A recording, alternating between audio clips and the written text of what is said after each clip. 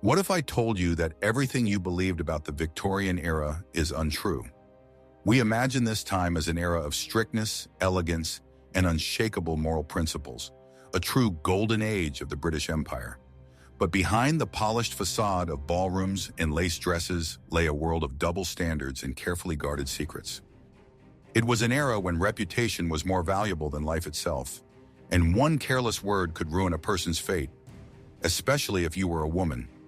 Society demanded that women be angels, but deprived them of almost all their rights, turning them into beautiful possessions of their fathers and husbands. And when these angels dared to have their own desires, or even worse, tried to fight for themselves, the system came down on them with all its might. Their stories turned into high-profile scandals that newspapers relished on their front pages, while society tried with all its might to hide and forget them. Watch the video to the end, and you will learn how an ordinary divorce could turn into a national disgrace, and what tool was more terrifying than any prison for an undesirable wife.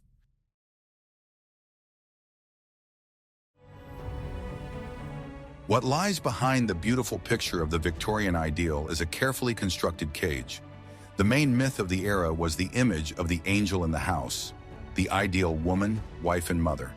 This term, coined by the poet Coventry Patmore, described a woman who was passive, submissive, and completely devoted to her family and home. This ideal was replicated in books, magazines, and sermons, becoming the main guideline for middle and upper-class girls. From childhood, they were taught to suppress their desires, opinions, and ambitions. The main goal of their lives was a successful marriage, after which they completely dissolved into the shadow of their husbands. The angel in the house was not supposed to have her own thoughts beyond the scope of household chores. Politics, science, art, all of these were considered strictly male territory. A woman who showed interest in these areas risked being labeled a blue stocking and facing public condemnation. In public, she was her husband's adornment, silent and beautiful. At home, she was his faithful servant, managing the household and raising children. Her world was confined to the walls of her home, which turned from a cozy nest into a gilded prison. Any deviation from this image was considered not just bad form, but a sign of moral decay. Emotionality, passion, and the desire for independence were all equated with an illness that needed to be treated, and the methods of treatment were sometimes truly shocking. This image was convenient for men, as it completely subjugated women to their will.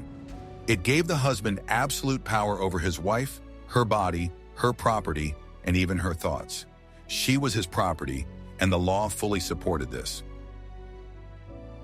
However, behind the facade of this ideal lay suppressed desires and broken destinies. Women locked into this role suffered from depression and despair, but they could not complain. That would mean acknowledging the imperfection of the sacred institution of marriage. This myth created enormous tension between public duty and personal feelings. Women lived in constant fear of making a mistake, saying the wrong word, or giving the wrong look. The price of such a mistake was catastrophic. Thus, Victorian society created a time bomb. It demanded the impossible from women, to be human beings, but without human desires. And when this bomb exploded, scandal was inevitable. I'm really interested to hear your thoughts. What do you think about this ideal of womanhood, and could it exist in today's world? Let me know in the comments.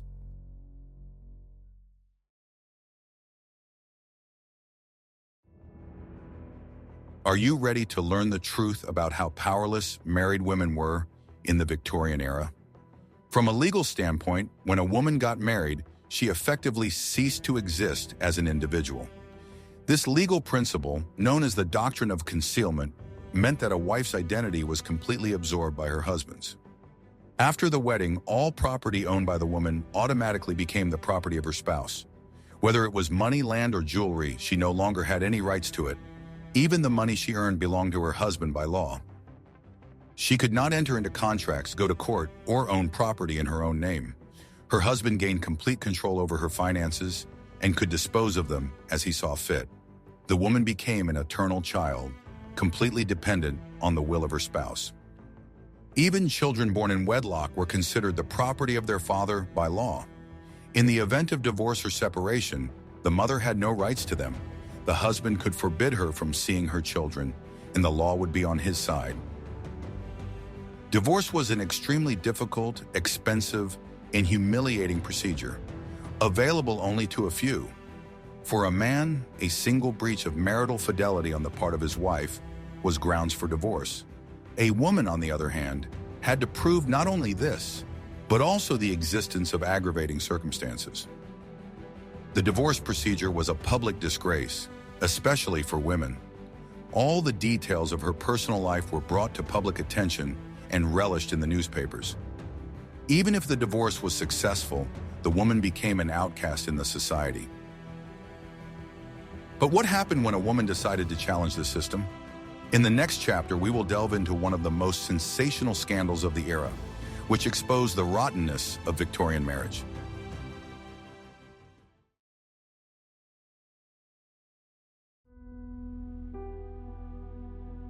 I will reveal the most closely guarded secret of Victorian high society. In 1886, England was rocked by a divorce case that became a symbol of the double standards of the era. It was the case of Sir Charles Crawford and his young wife Virginia, a scandal that was discussed by everyone from aristocrats in their clubs to maids in the kitchen.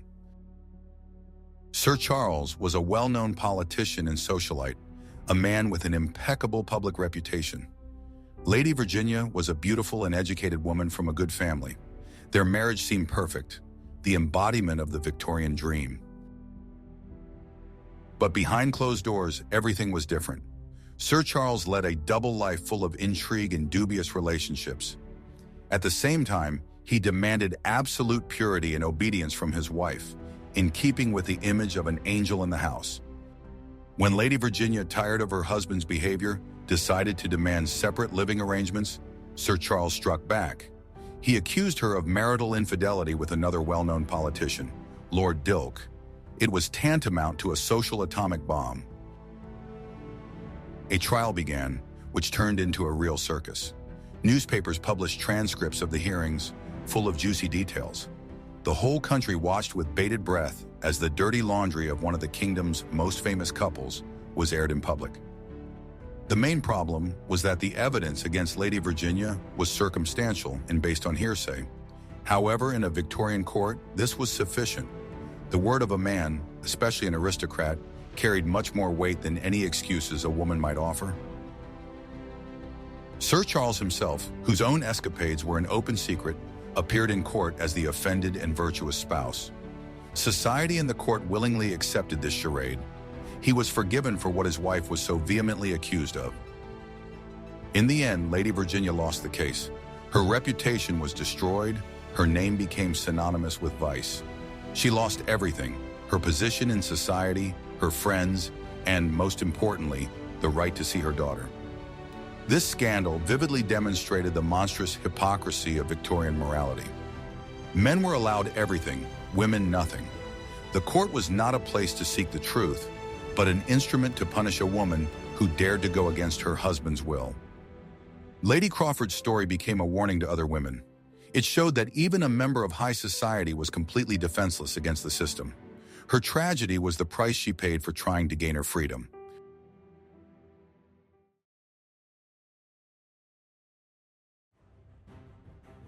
Guess what happened next to Lady Crawford's reputation? The court handed down its verdict, but the real execution took place in the pages of newspapers.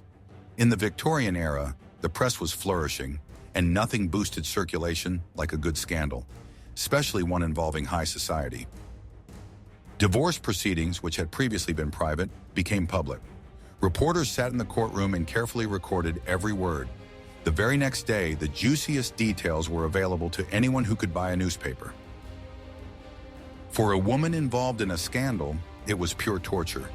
Her name, her actions, her appearance, everything was subject to public discussion and condemnation. Journalists did not mince words, portraying her as a fallen woman and a destroyer of family values. At the same time, the press was much more lenient towards men involved in the same scandals. Their behavior was often described as a forgivable weakness or even something self-evident. All the blame was automatically placed on the woman. Newspapers created a certain narrative, shaping public opinion. They did not simply report the facts, but interpreted them, always in favor of patriarchal morality. A woman in a scandal was considered guilty a priori, and it was practically impossible for her to justify herself. Not only reports from the courtroom were published, but also caricatures. These drawings depicted the woman in a humiliating and grotesque manner. It was a powerful weapon that destroyed what remained of her reputation. This persecution in the press had real consequences. Everyone turned away from the woman whose name was involved in the scandal. She could not appear in public. She was not accepted in respectable homes. But what was the price of this notoriety? In the next chapter, you will learn about an invisible prison that was more terrifying than any real one. For a Victorian woman, especially one from the upper classes, society was everything. Her status, her social circle, her future, everything depended on her position in this closed world. To lose one's reputation meant to lose everything. It was true social death. A woman caught violating moral norms became an outcast. The doors of houses that had been hospitably open yesterday were now tightly closed. Yesterday's friends pretended not to notice her on the street. She was excluded from all the guest lists for balls, receptions, and dinner parties. She could no longer participate in the social life that was the essence of her existence. She became invisible, as if she had been erased from life. It was not just unpleasant, it was catastrophic. The woman was deprived not only of entertainment, but also of her entire social support system. She remained in complete isolation, alone with her shame. Even her own family often turned away from her so as not to tarnish their reputation. Her parents could forbid her from crossing the threshold of her family home. Her brothers and sisters would cease all communication with her. Such a woman could not hope to remarry. No man in her circle would risk tying his life to someone whose name had been tarnished. Her future was completely ruined. If she had children, they too faced an unenviable fate. The mother's shame cast a shadow over the entire family. It was difficult for daughters to find a good match, and for sons to pursue a career. This was how Victorian society punished those who dared to break its rules. It did not resort to physical violence, but its methods were no less cruel. It simply pretended that you no longer existed.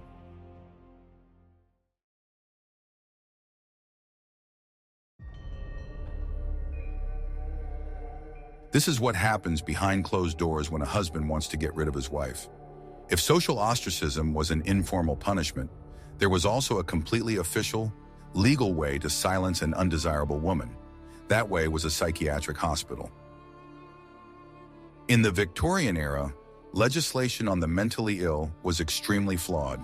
To have a person committed to a hospital, all it took was the signatures of 2 doctors.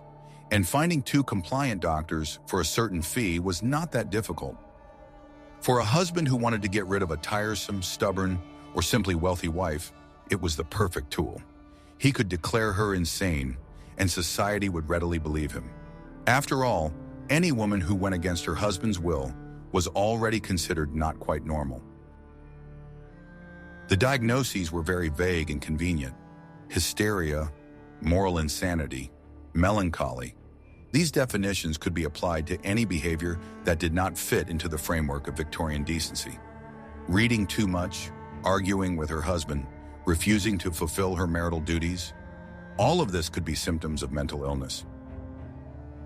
Once in the hospital, a woman was trapped. All her protests and attempts to prove her sanity only reinforced the doctor's diagnosis. After all, violent behavior was a clear sign of insanity. Conditions in such institutions were often appalling. Patients were kept in locked rooms, restricted in their movements, and subjected to questionable treatment methods. It was more like a prison than a hospital. It was almost impossible to leave such an institution. Only a husband could take his wife back, and if he was the one who had initiated her confinement, he certainly did not do so. The woman was doomed to spend the rest of her life within the walls of the asylum. But what was being treated in these institutions? In the next chapter, we will look at the shocking methods of healing women's souls.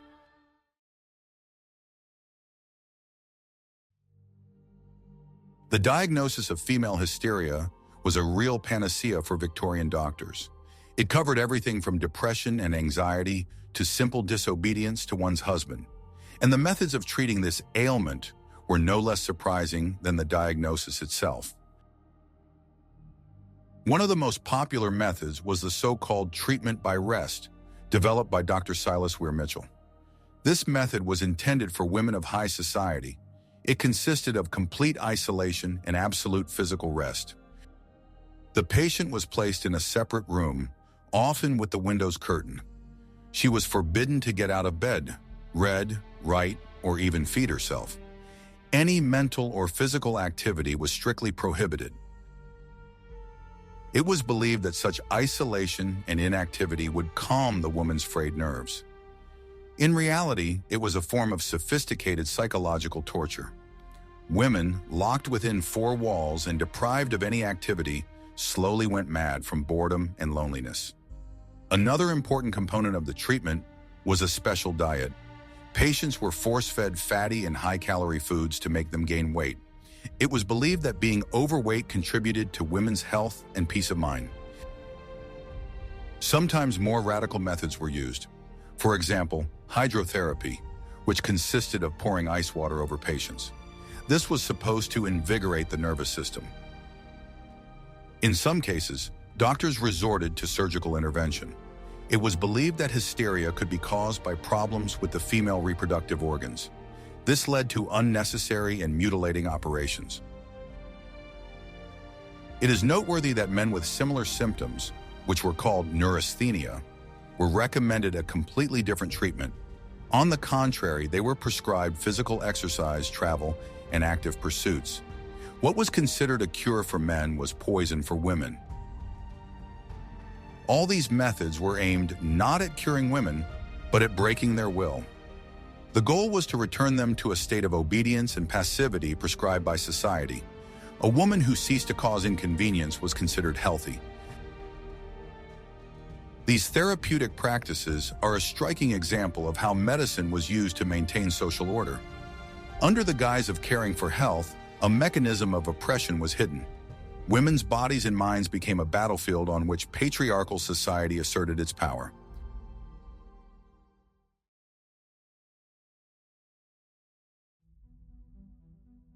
Behind many Victorian scandals lay not only morality, but also cold economic calculation. Women's financial dependence on men was the cornerstone of the entire system.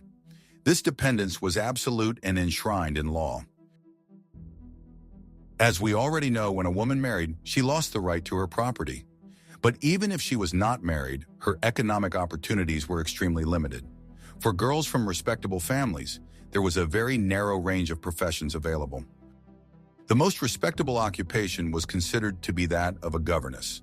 However, it was hard and thankless work with low pay. A governess lived in someone else's house, was in an ambiguous position between a servant and a member of the family, and was often subjected to humiliation. Other professions, such as nursing or teaching, were also low paid and not considered prestigious. Working in a factory or shop was the lot of women from the lower classes and was absolutely unthinkable for a lady. The world of law, medicine, or business was closed to women. Thus, the only way for a woman from the middle or upper class to secure a decent existence was through marriage. This turned the search for a husband not into a romantic adventure, but into the main economic task of her life.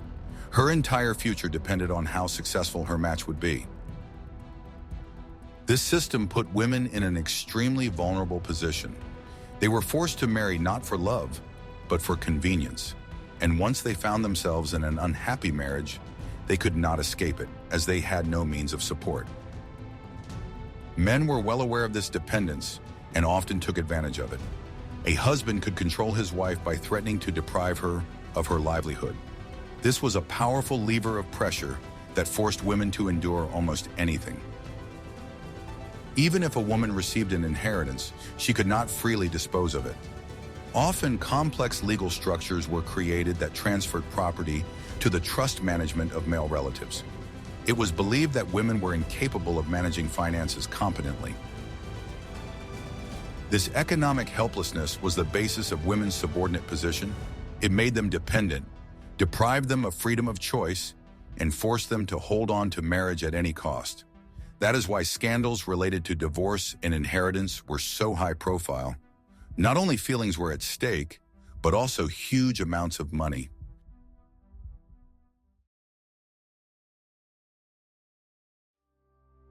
Despite the stifling atmosphere and repressive laws, the Victorian era saw the emergence of the women's movement. High-profile scandals and blatant injustice could not fail to provoke a response. Gradually, women began to realize their position and unite to fight for their rights. One of the first and most important demands was the right of married women to own property. Activists such as Barbara Beaudechon began a campaign to change the law. They wrote articles, collected signatures for petitions, and gave lectures explaining the absurdity of the existing order. It was a long and difficult struggle. Many men, and even some women, believed that the right to property would destroy the family and undermine the foundations of society. The idea that a wife could have something of her own, separate from her husband, seemed revolutionary and dangerous. Nevertheless, thanks to the persistence of activists, the first Married Women's Property Act was passed in 1870. It was imperfect and gave women only limited rights, but it was a huge breakthrough, the first step toward economic independence. In 1882, a new, more progressive act was passed, which finally recognized married women as having the same rights to property as unmarried women. It was a real revolution. Women ceased to be the economic appendages of their husbands. At the same time, there was a struggle for access to education and professions.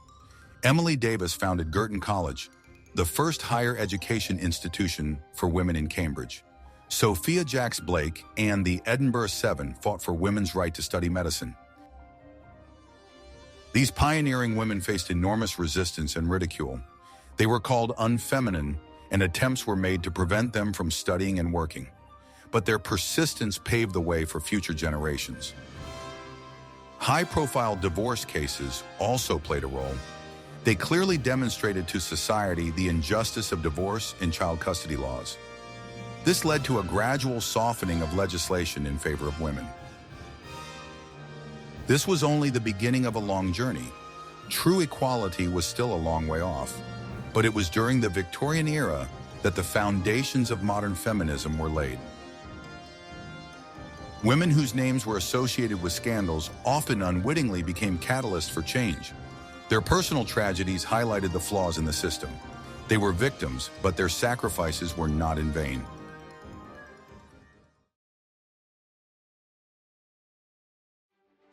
The Victorian era is now a thing of the past, leaving behind a complex and contradictory legacy. We admire its art, architecture, and scientific achievements. But we must also remember its dark side, the hypocrisy and injustice that prevailed in society. The scandals that were so carefully concealed are now an important historical source. They allow us to look behind the facade and see the real lives of the people of that time. They tell the stories of those whose voices were silenced. The stories of Lady Crawford and many other women are not just juicy anecdotes from the past. They are documents that testify to systematic oppression.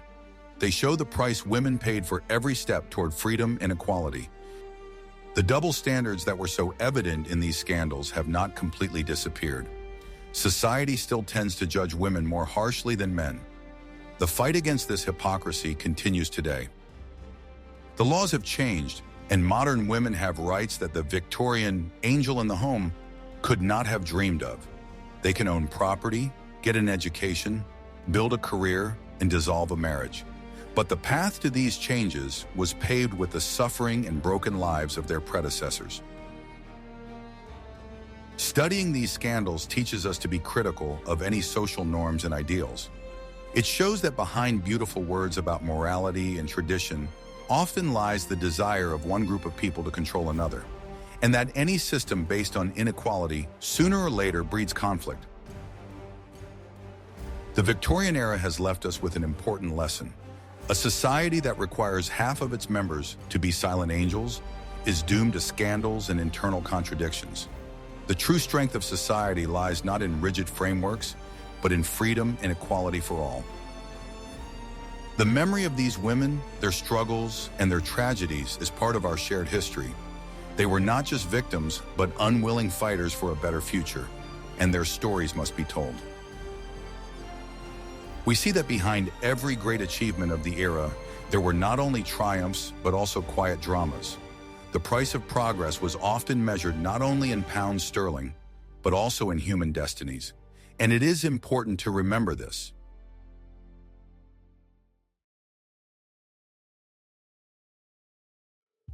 We have lifted the veil on the carefully guarded secrets of the Victorian era. We have seen that behind the glitz and austerity lay double standards, injustice, and broken women's lives. The scandals we have examined are not just stories. They are symptoms of a sick society built on hypocrisy. Despite their tragedy, these events became catalysts for change. They forced society to look at itself in the mirror and be horrified. It was from the ashes of these scandals that the women's rights movement was born, which changed the world. What other secrets and scandals from the past would you like to uncover? Suggest topics for future videos that you would like to see on our channel in the comments. And don't forget to subscribe so you don't miss any new investigations.